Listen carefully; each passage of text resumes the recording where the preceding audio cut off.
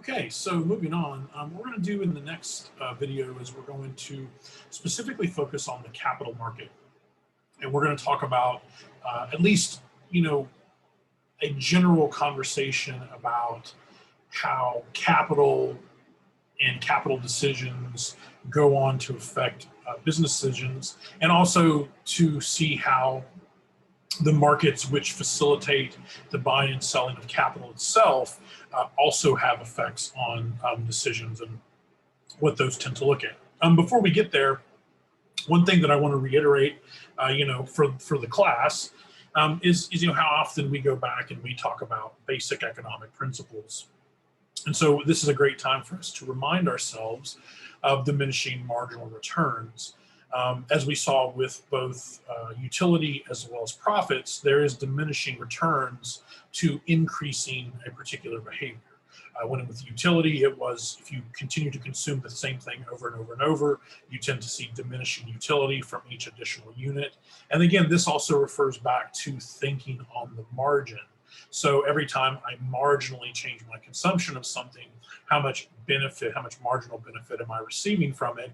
And typically with utility, whenever you consume more of something, your marginal benefit for that thing declines.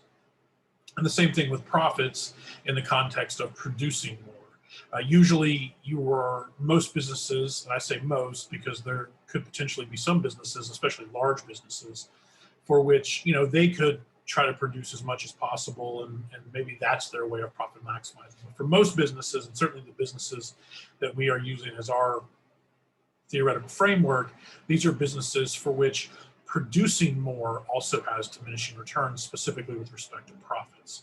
So yes, if you produce more, it means you can sell more, but it also means your costs are going up. And so there's this diminishing effect with profits. And this is also true in the context of what you get out of capital and labor. So when you have a unit of capital, you can, in a sense, try to estimate how much that piece of capital increases and potentially decreases even the production of your product. So when we say marginal product of capital, we're referring to how much does your total production, your available sort of what we might call productive capacity. Right? That's a good word here, productive capacity. Think back to production possibility frontier curves, right, where that illustrated the maximum amount that someone could complete a task or someone could produce a good in a given amount of time. All right, that's your capacity. And so when you add capital, the idea is that you add to your capacity, you add to your total amount of available production. The extent to which that a single unit of capital adds to your production is referred to as marginal product of capital. And so you will have some pieces of capital that will provide very little in the way of marginal product, and then others that may provide a lot. And so we can assess units of capital based upon what they add to our productive capacity. And the same thing for employees when we're discussing labor. So there's also marginal product of labor, to the extent that if I hire one additional person with a certain skill set, I assume or I estimate that they'll add this much to my production function. And as we'll find out, of course, that it is this marginal thinking, just like it was with utility and just like it was with profits, that are ultimately going to guide these particular decisions. And again, this reinforces the rationality or market-based atmosphere that we tend to see in factor markets that make them very similar to our final goods market. So you can think about intermediate goods markets. These would be your capital markets, steel, oil. These are products that are very rarely consumed in their final state. They're converted into something else. Steel is made into buildings. Oil is refined for gasoline, right? So those are intermediate markets. And then there's final markets where the product is ultimately going to be purchased and consumed.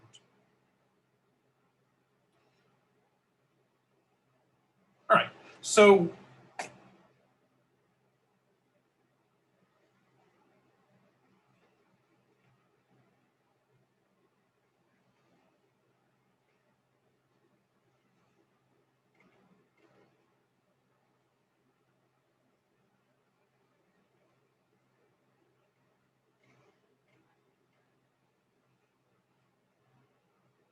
All right, and so to this point, one of the things that we can often do is we can differentiate businesses based on what we call economies of scale. And so economies of scale is essentially the extent to which adding capital and labor to your production function increases your productive capacity. For a lot of businesses, when they add capital and labor to their production function, their productive capacity increases, but it tends to increase at basically the same rate that they added capital and labor to their production function. We would refer to this as constant returns to scale. There are other businesses, on the other hand, for which adding capital and labor to their production function actually yields them an increasing amount of total productivity, of productive capacity. We would refer to these as increasing returns to scale. So, just a textbook definition is a firm increases capital and labor both by 10%, and they see a production rise, a productive capacity rise of 15%. This means, in fact, that the firm is able to continually add capital and labor to their production function as a means to produce more. Now, this doesn't mean that the firm now no longer has diminishing returns in profits. That still can certainly show up. This just means is that with respect to their production functions, that if they add 10% of capital and labor, that they'll see a greater than 10% increase in the productive capacity of their production functions. Increasing returns to scale and economies of scale are often taken advantage of by very, very large firms. So a good example of this is a company like Walmart. So one of the reasons why Walmart is such a successful company is that there are so many Walmarts that as Walmart adds more labor units and more capital units to their entire production function, they actually see their overall productive model become more efficient. Mainly because now what you have are these sort of increasingly tight network of Walmart stores who are able to essentially create, positive spillovers to other stores around them, either by way of, increasing the overall size of labor or by way of allowing, Walmart to see where they have specific talent, maybe perhaps with employees. And of course, it also gets a little efficient when it comes to where they put their distribution centers. Because if you have one distribution center that services one business, that's certainly less efficient than a distribution center that services 10 Walmarts. And that tends to be how they actually tend to operate. So increasing returns of scale or economies of scale generally is something that especially large firms tend to take advantage of. Smaller firms are often are not able to handle economies of scale, usually simply by production constraints and things like that. It could be possible that a firm adds 10% to capital and labor, but they get less than 10% increase in productive capacity. That would be a decrease in returns of scale. So these are generally small businesses. This is one of the reasons why small businesses often don't hire very, very many employees, because beyond a certain threshold, that employee does not add much to the productive capacity of the firm. And as a result, the firm is in decreasing returns to scale, and they're in fact no longer getting out of capital and labor what they did previous. So again, this kind of ties back to this idea of marginal productive capital, right? In increasing returns to scale situation, marginal productive capital is always positive. It's growing. In decreasing returns to scale situations, marginal productive capital is negative and declining. And so it's sort of a way for businesses to know when they should stop. So when a firm realizes they're perhaps in a situation with decreasing returns to scale, this means that they no longer want to hire additional labor or purchase additional capital. And of course, these dynamics determine how a firm ultimately maximizes profits. The cost of the firms are the drivers of these decisions, but the cost of the capital and labor in the context of their productive capacity, what they're able to produce. There are certain businesses which focus on a small group of employees who are especially productive, and then there are other types of businesses that focus on just having a sheer huge amount of employees. Think like a call center, where they don't really need their employees to have any sophisticated skills. You just need to be able to pick a phone up and make a phone call. Nothing against those particular professions, but in terms of marketable skills, it's not necessarily what they're looking at perhaps in call centers, versus say if we're in a situation in a more technological sense where what you require is people who understand software engineering, for example. And so there it might be better to have a small group of people who are especially productive versus a large number of individuals. And of course, some of this is going to be decided by, based upon what you have to pay these individuals and what you have to pay for capital. And therefore, these decisions are being affected by other markets. And so therefore, the decisions that firms make and also the ability of firms to alter their production outcomes is oftentimes going to be determined not only by their costs and their own sort of productive capacity, but also by those exogenous factors like what's going on in the market. One of the things that we see large firms do nowadays is they compete for talent. So, large, wealthy firms are oftentimes trying to, find the best talent for any particular position that they have. And so now you actually have competition for certain types of talent, whether that's data analysis or, again, software engineering, whatever the case may be. And so in those like labor markets, the wages can get really, really, really high. Whereas if you're in a labor market or you're in a skill set for which there's not much competition going on for that particular skill, then though you're going to see those wages tend to be smaller as well. And so again, these sort of factor into the dynamics of what's driving, business decisions. Okay, so what I want to move on to now is I want to go back a little bit, and I want to talk about the cost function. Specifically, I want to talk right now about this part, right? This part, which is R times K, that's the rental rate of capital times the number of units of capital being employed by the firm. Okay, that's the cost of capital to the firm. And I specifically want to talk about the rental rate of capital. Okay, so why do we call it the rental rate of capital? All right, so this is an equation for the rental rate of capital, and I'll just kind of go through and I'll explain it to you. So first off, this is the price of capital, right? This is the amount of money it would cost the business to purchase the capital. Now you may be saying to yourself, well, wait a minute, I thought you said the rental rate of capital was the price of capital. That's true. Because what happens with capital is that it depreciates. That means that as soon as I purchase a piece of capital as a business, it is immediately worth less than what I paid for because it immediately depreciates, right? It's just like you take a car, you buy a car, as soon as you take it off the lot, it depreciates in value, right? So one of the issues with capital is that it depreciates. Employees don't depreciate. Right, you hire an employee, they come to you with a particular skill, and then they bring that skill back, over time. Now, in some sense, people do get older, and maybe their skills depreciate like that. But in the context of capital, it's sort of a completely different conversation. And depreciation is represented by this symbol here, which is delta, and then this is I, which is the interest rate. Okay, so why interest rate? Interest rate is in here because primarily firms purchase capital by financing. The primary way in which firms purchase capital is through financing, taking on debt, leveraging themselves in order to purchase capital. And so factoring in the interest rate of what a loan would be is an important component of the rental rate of capital. Okay, so the interest rate, as you can see, increases the rental rate of capital.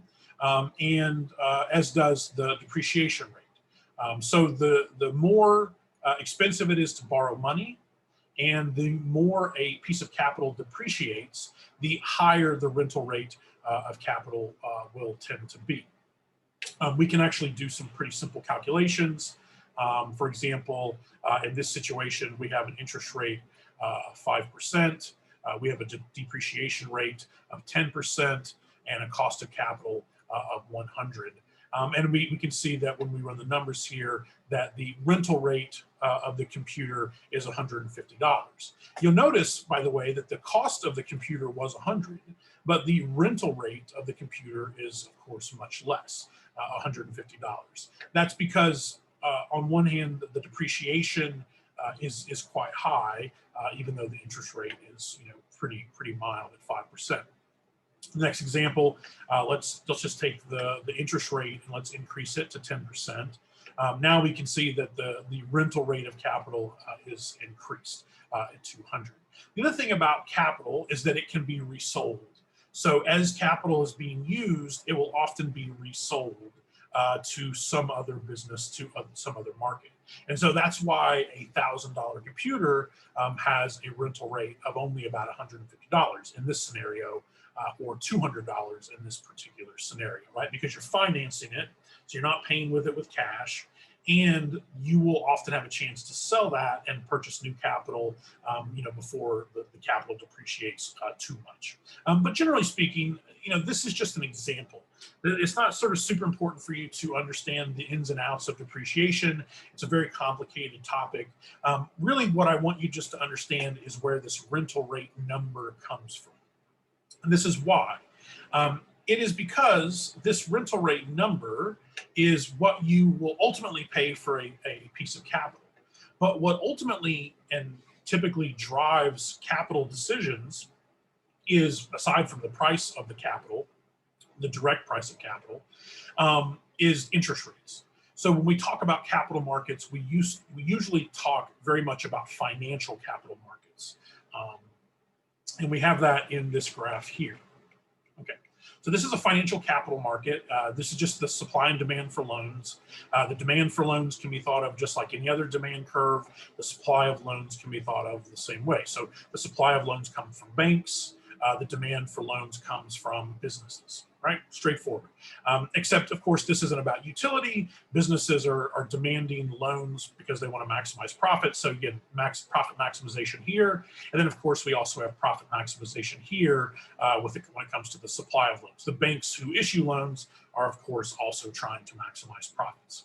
So we can see that, in fact, what happens is that this interest rate, which of course goes on to directly affect the rental rate of capital. So basically, when interest rates go up, it becomes more costly to buy capital. And when interest rates go down, it becomes cheaper to buy capital, right? Straightforward. And so we can now have an understanding of, depending upon what's going on in the market, what's happening to the ability of firms to purchase capital. So if the demand for loans is really high, which tends to happen when the economy is doing really well and businesses are making a lot of investments, there will be this natural increase in the interest rate. And so the rental rate of capital will therefore increase.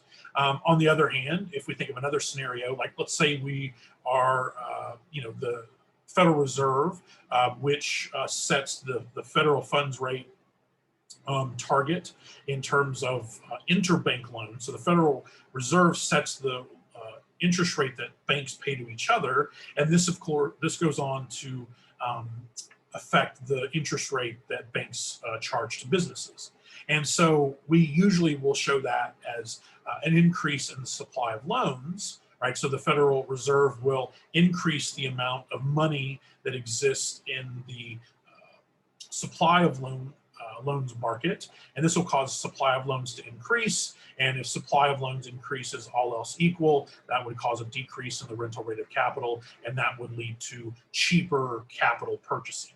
This is why when the Federal Reserve wants to have the economy do well, they're trying to help the economy, they'll lower interest rates because they want to encourage borrowing. Why is that important? Well, businesses invest by making capital purchases. And this is a big part of our economic system. And so if the Federal Reserve is able to lower interest rates, this makes businesses more willing to buy capital than they otherwise would be. Now, of course, the problem is that usually when the Federal Reserve is lowering interest rates, it's in response to some negative economic situation. So, for example, interest rates are extremely low right now, in large part because of the economic situation that we find ourselves in, which is a fairly significant recession brought on by the COVID-19 pandemic. And then, just to kind of carry this forward, to talk a little bit more about policy, this is why when the Federal Reserve is worried that the economy is, overcooking itself, sort of growing too quickly, the Fed will decrease the supply of loans, and which causes an increase in the interest rate, which is a disincentive to purchase capital. So, again, we can think about the cost of capital, the rental rate of capital, as being the incentive of purchasing capital. And so if interest rates are rising, then firms have less of an incentive to buy capital. And if interest rates are falling, firms have an increased incentive to purchase capital. All right, so how does this factor into profit maximizing decisions? Well, again, let's go back to this idea of marginal product of capital, right? Just the change in production divided by the change in capital. So if I add one additional unit of capital, this would just be a 1 on the bottom. And then I would have the change in quantity, right? So marginal product of capital. Well, we can construct a marginal product of capital curve, which will be very, very similar to the marginal benefit curve that we saw with respect to utility maximization. So here's the value of marginal product of capital. So what we've done is we've taken the marginal product of capital and we have construed it to reflect rental rates of capital. And so what this should show you is that depending on what the rental rate is of a particular piece of capital, this is ultimately going to determine how much of that capital the firm wishes to consume. And essentially what occurs is that the firm will consume, purchase capital until the rental rate of capital is equal to the marginal product of capital, right? Okay, so why is that? Well, look up here in this part of the marginal product of capital curve. Okay? Up here, the value of marginal product of capital is higher than the cost of purchasing an additional unit. So again, this is the marginal product, the value of the marginal product of capital curve. So up here, right, let's say we have no units of capital. Okay, and we're thinking about buying 1 unit of capital. We can see that the value I'm going to receive from that unit of capital is greater than what it costs me. Right? So I should purchase that unit of capital. Now I think about I want to consume a second unit of capital.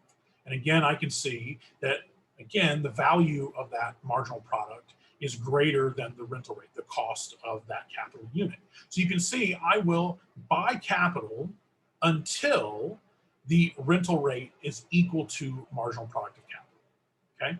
I will buy capital until the rental rate is equal. And then if I were to look beyond, right, now I would see that for any capital beyond K star, in fact, now the value of marginal product is less than what it costs me. So therefore, I'm no longer getting anything out of buying more capital. So imagine I'm a firm and I'm deciding how many computers to buy. Basically, what this tells me is that I will buy computers until the last computer that I purchased is just equal to what that computer is worth to me. All right, so the first computer is really valuable, the second computer is a little bit less valuable. Again, remember, diminishing marginal returns, right? Until I get to this, the K star level of computers. And at that point, if I were to purchase another computer, I would in fact I would lose money.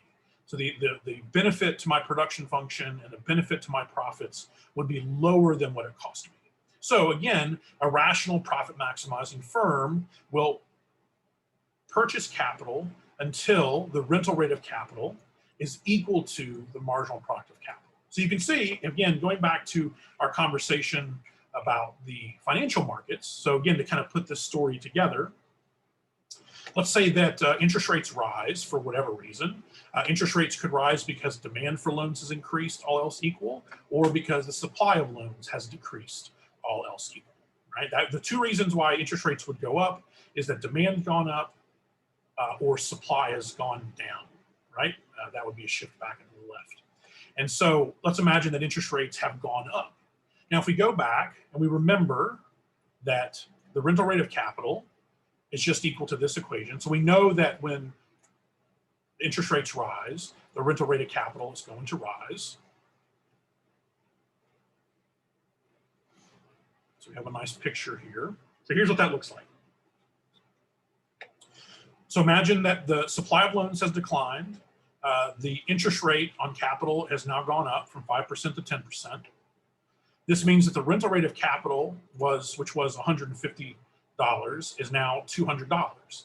Notice that at this rental rate, I purchased K star, but at this new higher rental rate, I only produce K prime. much less, right? Which again should show you that when interest rates go up, the firm is going to respond by purchasing less capital. Okay, and again, the point of this lesson, the point of this particular part of the lecture is to show that there are these exogenous factors that affect firm decision. And in specifically the context of capital markets, what we are usually very much interested in is interest rates, because interest rates are directly related to the rental rate of capital. Interest rates go up, the rental rate goes up, and firms now have less of an incentive to purchase capital. Why? Because again, they are purchasing capital as long as the rental rate is as high as the value of the marginal product of that part of capital. And so if the rental rate rises, that is, capital becomes more expensive, the firm is going to respond by buying less capital. Again, what I'm trying to show you here is, just like we've shown with utility and with profits, is that basic rational decision-making is underlying the theory of our economic models. So consumers do what's best for themselves, producers do what's best for themselves, and in this context, that includes how much capital they purchase. And by the way, don't forget that not only do interest rates affect the rental rate of capital, but as we saw before in the equation, the actual physical cost of the product matters as well. So we could just simply talk about what happens if the per unit cost of a piece of capital goes up. Well, it'd be the same story as interest rates, right? So if the per unit cost of a piece of capital goes up, then the rental rate goes up and the firm is going to purchase less of that particular piece of capital, which is a little bit more straightforward than the interest rate story. But again, nonetheless, illustrates that when firms are making decisions, in this context, how much capital that they want to purchase, those decisions are being affected not only by their own cost structure, right, their own production function, which, by the way, their production function is determining this value component here, but that they are also being affected by outside components as well, those exogenous effects, like the market for loanable funds, for example.